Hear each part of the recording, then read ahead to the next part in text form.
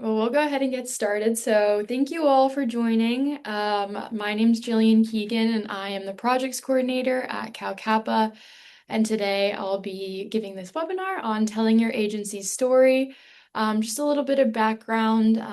Some of you are aware, part of the Region 9's goals are for agencies to be able to tell a better story and use data in storytelling. So, I'm hoping that by the end of this, we'll be able to do that. This training is really going to be hopefully providing a more outline so that you can tell that story. You might not walk away with that full narrative ready to go, but you'll have a starting point, and we'll hopefully touch base in the future to hear your stories once they are developed. So thank you all for joining, and we'll get started. So first, I just wanted to talk to the room about what is community action. We talk about community action. We are the Community Action Association for California. A lot of you are community action agencies or sub-grantees of community action agencies. And the motto that the National Community Action Partnership uses and that we all use is helping people, changing lives, which means a lot of things. It's an umbrella of a lot of different programs. So it's hard when you're telling the story of community action to make sure you're touching all of the points. So for example, on this next slide, what is community action? Community action really might be all of these different things. It might be your LIHEAP program, your DDDRP, your WIC. Anything that is helping people and changing lives that your program is operating is part of this wider umbrella of community action. So I want you to think about how you tell your agency's story now. When you're talking about all of these different programs, are you talking about them siloed? Are you talking about your farm to school program and your VITA program and your DDDRP program? Or are you talking about them as a larger solution to the needs in your community? That's this question about, do you tell your story in silos or in systems? Are you talking about how you're helping people and changing lives? Or are you talking about this program, that program, that program, that program? And then finally, are there any misconceptions that you need to address? This is a question that came out of a Cal Kappa conference session with LaShonda Mays from Cap OC. She gave a wonderful presentation about how to embrace being a community action agency. And she talked about misconceptions that some of our agencies have, maybe only being a Head Start agency or maybe only being a food bank, when really your agencies are so many different things and providing so many different opportunities for low-income communities in California. So just a bit of self-reflection. No one has to answer these right off the bat, but just something to think about. So I want to finally get into the sort of outline of what we're going to talk about. We're going to talk about how to tell your story. And in that, we're going to go through 4 questions. What do you do? How do you do it? What makes you unique? And how can others be involved?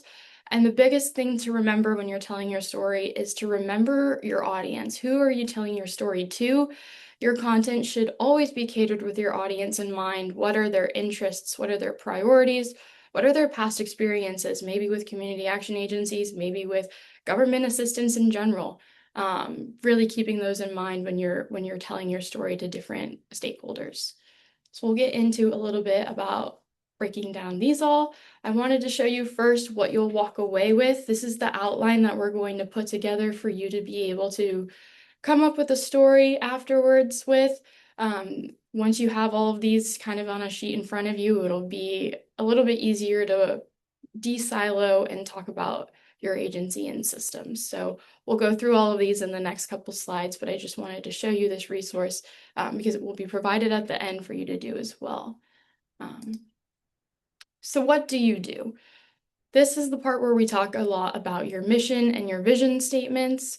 If you don't know what your mission and vision statements are, those are on your website, they're in your CAP plans. I really suggest you go look at them because this is how you're going to frame your entire story. Your mission talks about the main functions of your organization, your purpose, and your approach. It's present-oriented and describes what your organization does today to solve whatever problem your organization is meant to solve. It answers why do we exist and what do we do right now. Your vision focuses on long-term aspirations, your ideals, what future impact you'd like to see in your community because of the work that you do. It's future-oriented, focuses on where your organization would like to be in the future. It answers what do we aspire to become, and how do we aspire to change our community. So maybe if you don't have a great sense of what your mission and vision statements are, or you want to redevelop your mission and vision statements, you can take a step back and look at your organization and think about what are your organization's larger values and goals, and what is the problem, and how are you part of the solution? And that's a great way to frame your mission and vision statements. So some examples from the network that I took from our CAP plans for the last year that I wanted to show here that are really great of mission and vision statements. I don't have exactly which counties these are all from. This one mentions Angelino, so this is definitely somewhere in LA.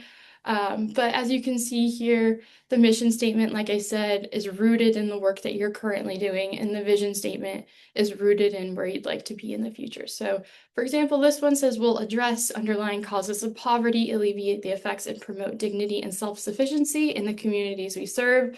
And their vision is that they envision communities where all people have an equal opportunity to achieve greater self-sufficiency and attain their version of the American dream. So these two things are really important when you're talking about telling your agency story, because these are the guiding statements that your agency should be working towards at all times. Some of these other ones, for example, if you're a public agency, maybe your agency has a specific mission and your board has a specific mission and vision statement as well. So that's an example of those there. But like I said, this is a really great starting point for telling your agency story, because it talks about where you are and where you would like to go, or how you'd like to see your community change because of the solutions that you provide. So like I said, you want to anchor your conversations using language from your mission and vision, because your mission and your vision is what creates your agency's purpose. So when you're thinking about the two that I talked about, what words would we want to anchor our conversations in? Some of the words that I highlighted here were, we want to talk about addressing underlying causes of poverty, promoting dignity and self-sufficiency, talking about equal opportunities to self-sufficiency, and talking about the American dream. Those are the sort of keywords that I would want to anchor my conversation in based on these mission and vision statements. And these, would be different for different agencies.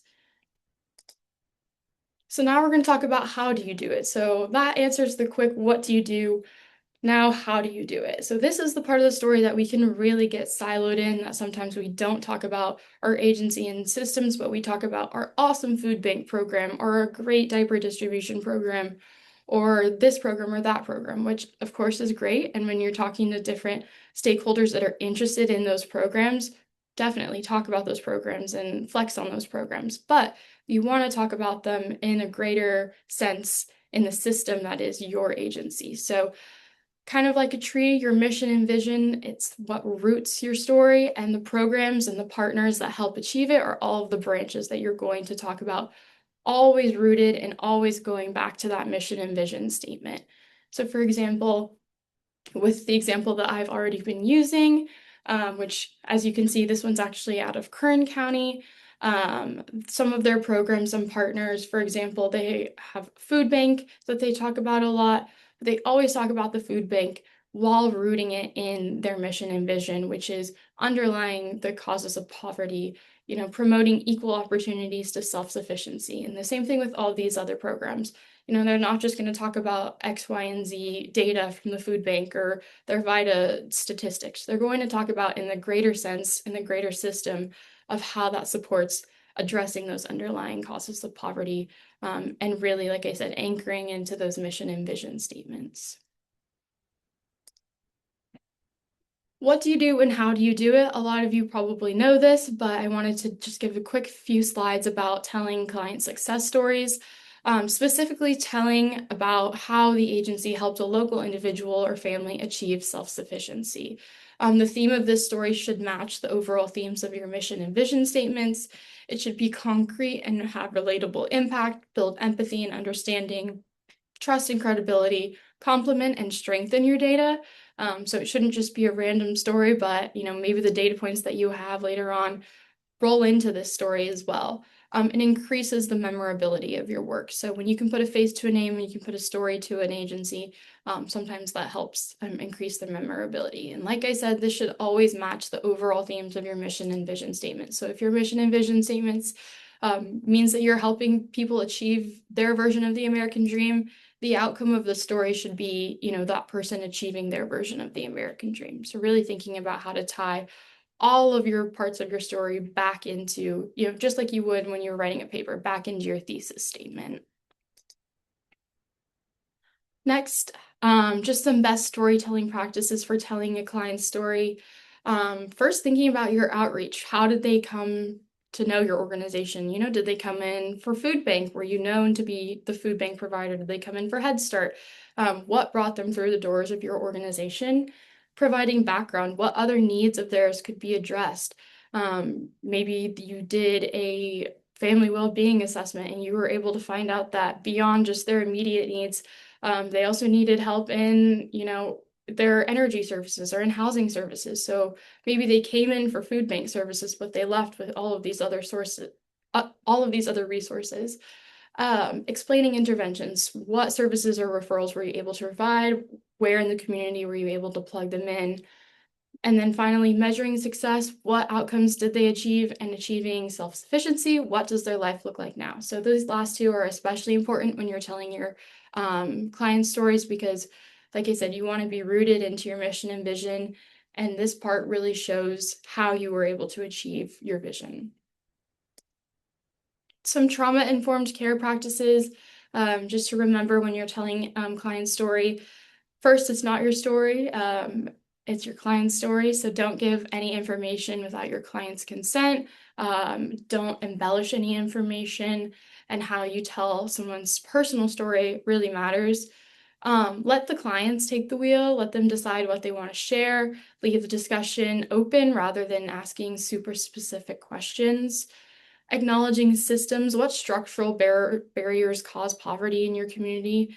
Maybe there's a greater system that needs to be addressed beyond just, providing immediate resources. Avoiding the savior complex. Your organization, of course, provides really great opportunities for clients, but did not single-handedly lift the client out of poverty. So make sure you emphasize the client's efforts there as well alongside the organization. And then finally, prioritizing ongoing consent.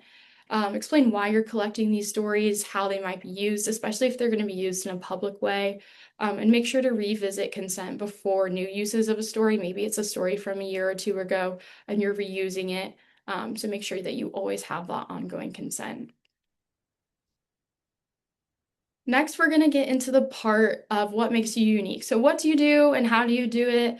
That actually might be a lot similar to many other nonprofits in your area, many other nonprofits in California, maybe even for-profit organizations. So you really need to tell your story and make sure you have some part of it that tells the audience what makes you really unique. So these are some questions that you can ask yourself to really determine what makes your organization unique and different from other organizations that maybe have the same vision and mission statements as you and maybe provide similar resources in your area. So some questions are, what do you do differently than others? Are you the sole provider of a service in a specific area? I know, for example, we have some diaper providers that are the only diaper providers in their area, so that would be something unique to them. Do you leverage funds more effectively? I think we leverage $64 million in CSBG funds to over $1 billion funds in California in the Community Action Network in general. So I would say our network leverages funds pretty effectively. So how can you talk about that? Does your agency work in systems to better provide outcomes? Like I said, how de-siloed is your agency? Are clients able to be connected to other resources if they come in for one resource, if they come in for food distribution? Could they also leave with housing assistance? Do you have a really interesting success story that's really poignant or a data point that's really poignant? Some fill in the blanks, and if anyone wants to fill in the blank, you can shout it out here. Is there anything that you think that your agency, we are especially good at, or clients come to us because, or our community would lose X if we closed? Do any of you have any ideas, or if you want to drop in the chat of what makes you or your agency unique?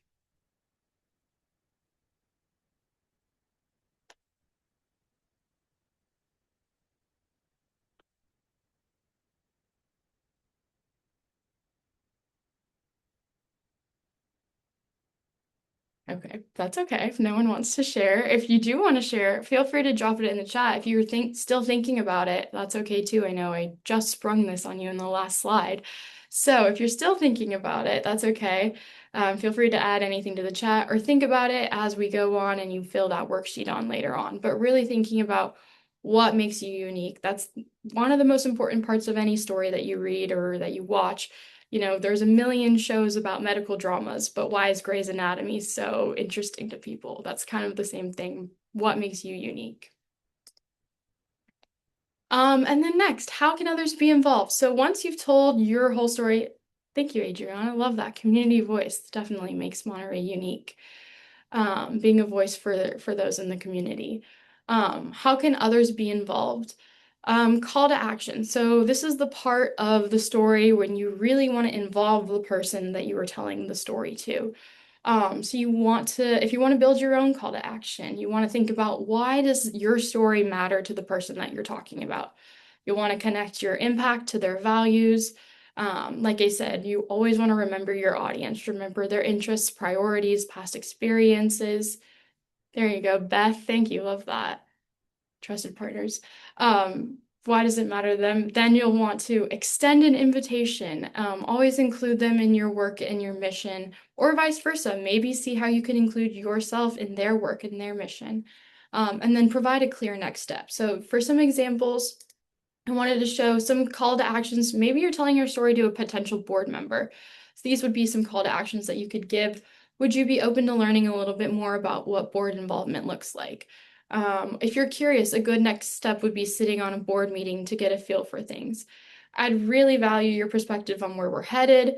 Maybe I'd really value your perspective on XYZ program that they have specific interest or value in, and whether this feels like something you'd want to be a part of. This is really great, like I said, when you're trying to get people on board with something and you aren't sure how much interest or involvement they'd like to have, but you're telling your story and you want to give them some sort of call to action. For the public, maybe you just want to invite them to learn more. Maybe that's visit our website. Maybe that's follow us on social media. Maybe that's come volunteer with us.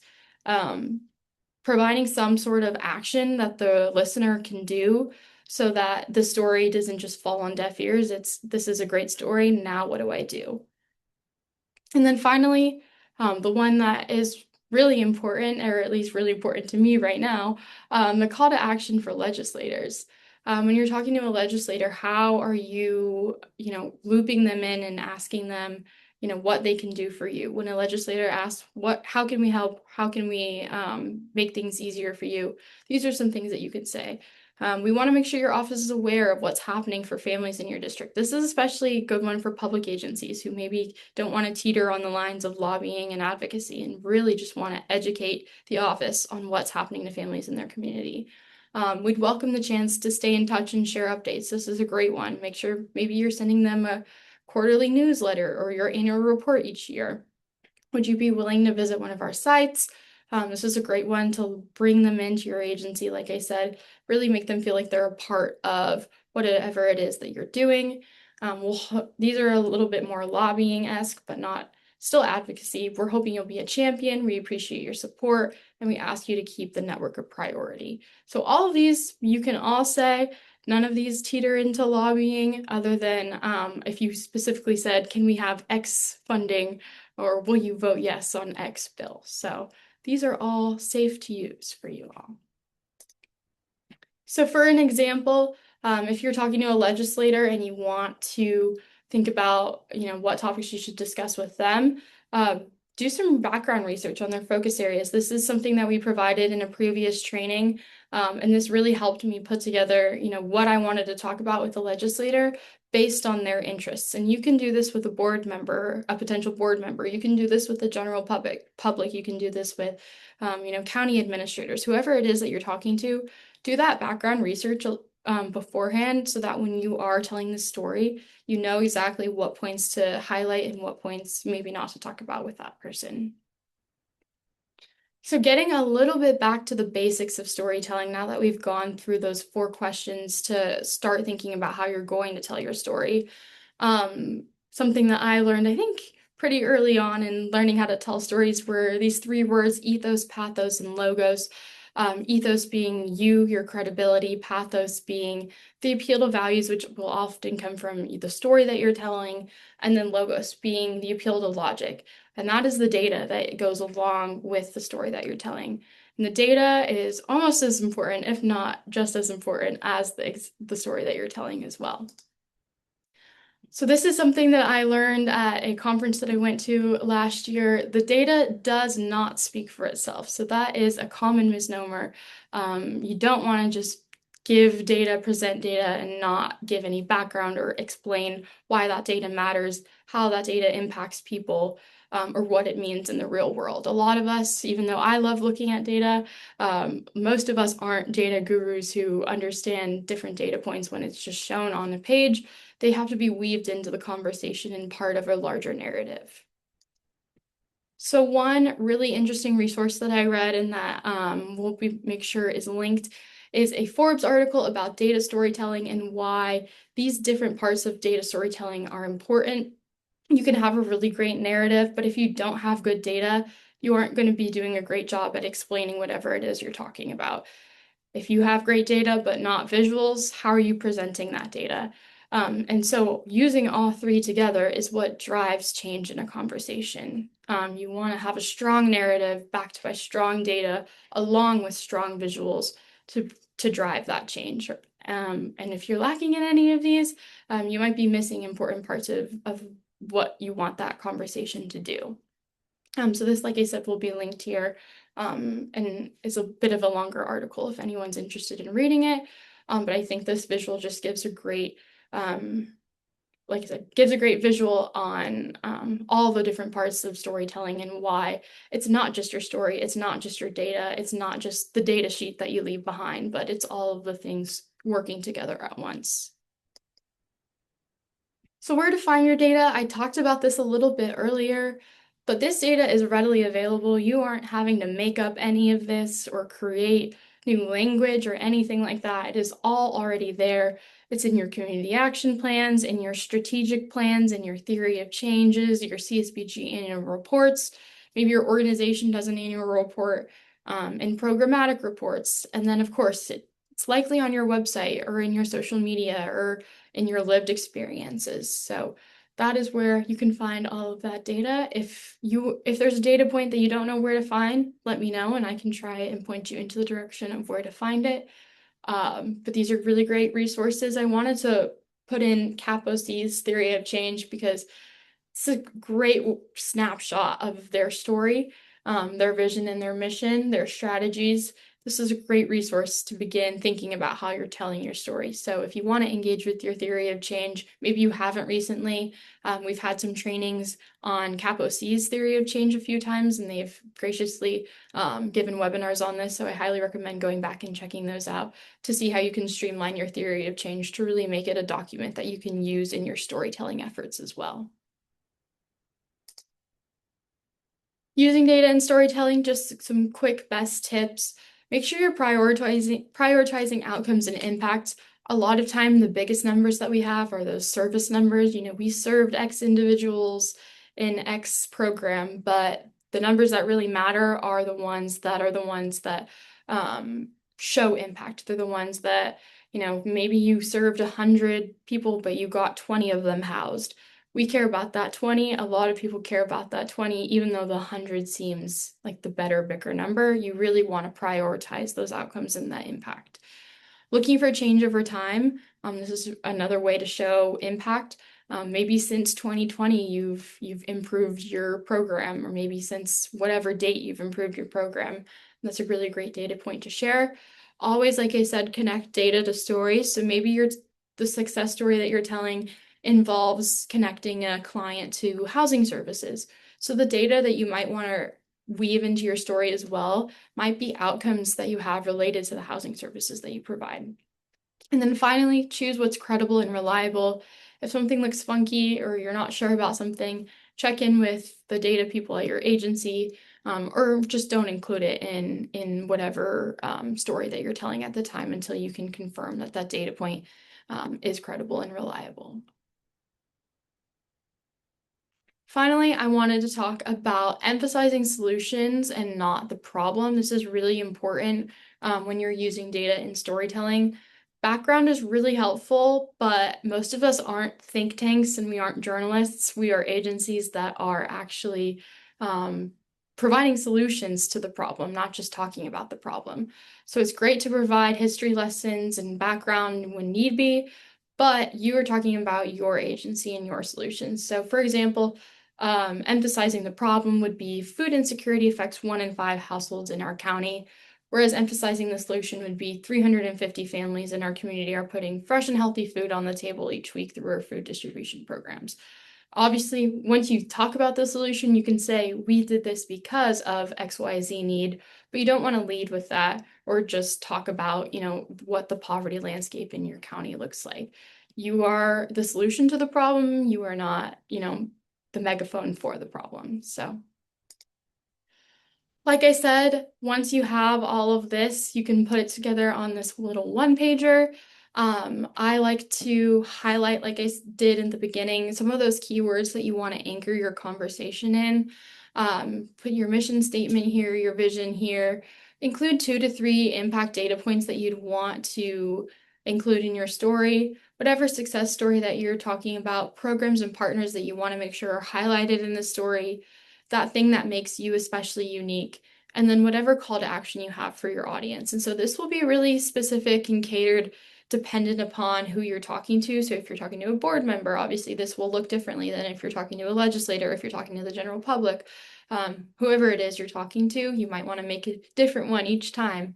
But a lot of these will remain the same, like the mission and vision will remain the same. But the rest of it you might want to make sure is catered to the audience that you're talking to. So we've put it all together. We're about 30 minutes into the presentation. I don't know if anyone would like to practice telling your agency story, if any of you have questions or discussion about any of what we've gone over.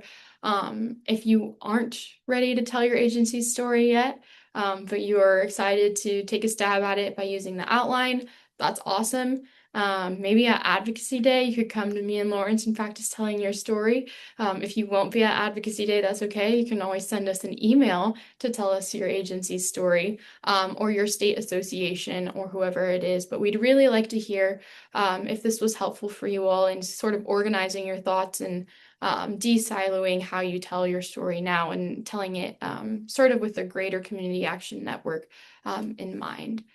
Are there any questions or comments or anyone want to tell a short little story about their agency? Hi, Joanne. Hi. Sorry, my camera's off. I'm not feeling well. I'm under the weather. No Um, worries. but this came perfect because we were talking as funding in our side is I'm in the public side, right? But as funding is lowering everywhere, I think there was like I feel that because I don't do direct services or we don't do direct services, a lot of the work that is done in accountability that is done is not out there in the community. So they just see our contractors, for example. They just don't see community action. I feel on my end that we need to work on our story of how important it is that we bring all this network together.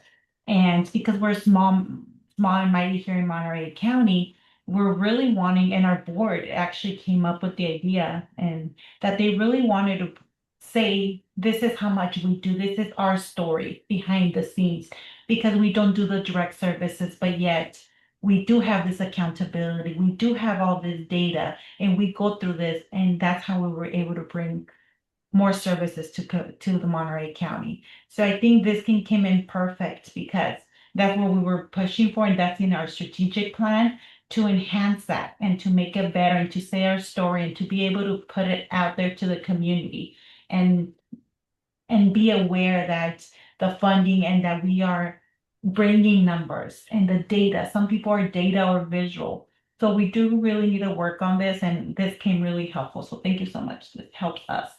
Yeah, of course, Adriana, and I'm happy to work with you too, one-on-one if you'd like to talk more about what's happening in Monterey and any strategy with telling your story with some grantees there as well. I know that's a project that Lawrence and David have been working on with a lot of agencies. So yeah.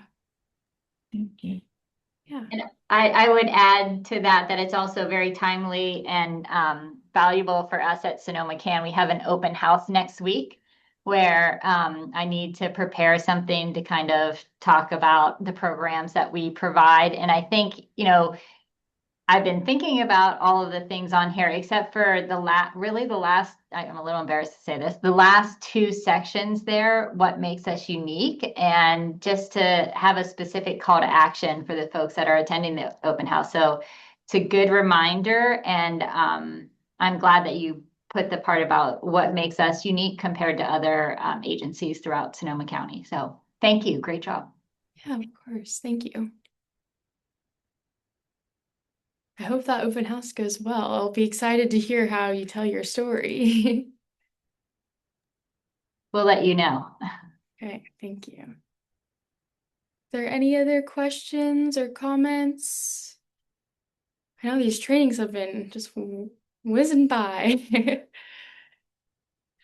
I think David may have a couple of words before the call's over, but I did want to reiterate that, yeah, I am very happy to listen to a practice pitch or a practice story from anyone who wants to get some feedback.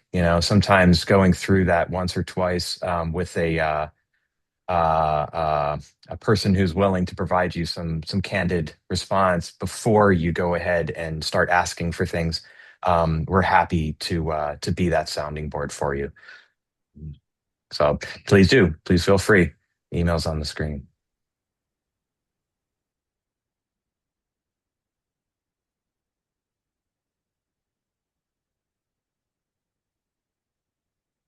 Well, if there's no other questions, Lawrence just dropped the feedback link in the chat. So if you would all be willing to fill that out, that would be wonderful for us. And we will all reach out to you guys as well. Like I said, we're really interested to hear on how you're telling your story. And if this was helpful, it also will reach out in the future to see if you were able to use the outline to better tell your story at all. So thanks, David. I don't know if you have anything you wanted to say.